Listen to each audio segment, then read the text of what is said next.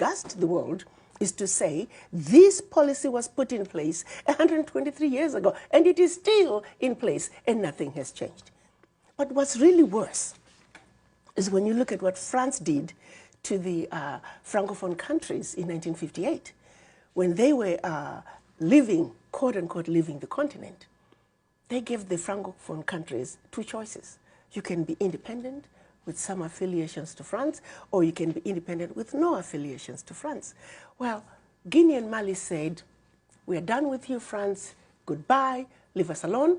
That's how we had the first ever known union of any African states. They went into those two countries, took everything that they thought they had brought to them. History tells us they even took the last cup, teaspoon, chair, and proceeded to pour concrete into the sewage pipes, completely devastating the two economies, simply because they refused to be affiliated to France. But what they, and also the Sékou Touré, then president of Guinea at that time, he looked at the pact that France was making the Francophone countries sign.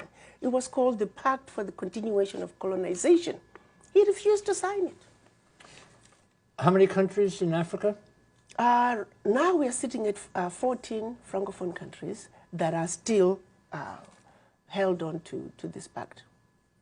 So in the 50-some countries in Africa altogether, were they all colonized?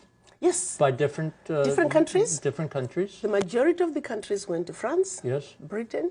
We have Portuguese, we have Spanish, and those are the main ones. You used the word looting before. Yes. The looting continues to this day? To this day, it continues, but it has a different name. So tell me what the name is. Well, the exploitation of Africa continues. Again, let me go back to the Pact for the Continuation of Colonization, which is the biggest one. The Francophone countries were told, because we brought you the idea that you can sit at a table and eat with a fork and knife, we brought you tea, we built some roads and told you about going to school, we're going to call that colonial debt. So there's a fee for that, and you need to pay for it. They were also told that you must speak French as your official language, and it must be your language of instruction in schools, and we will be the one to design your educational system. And then also, your money. 85% of your bank reserves, you will keep them, you'll deposit them with the French bank, and we will take that money and invest it in the French stock market, but we don't have to tell you what the returns are on your money. So collectively, all the Francophone countries that signed that pact, their funds, the 85% of their bank reserves, are invested under French name.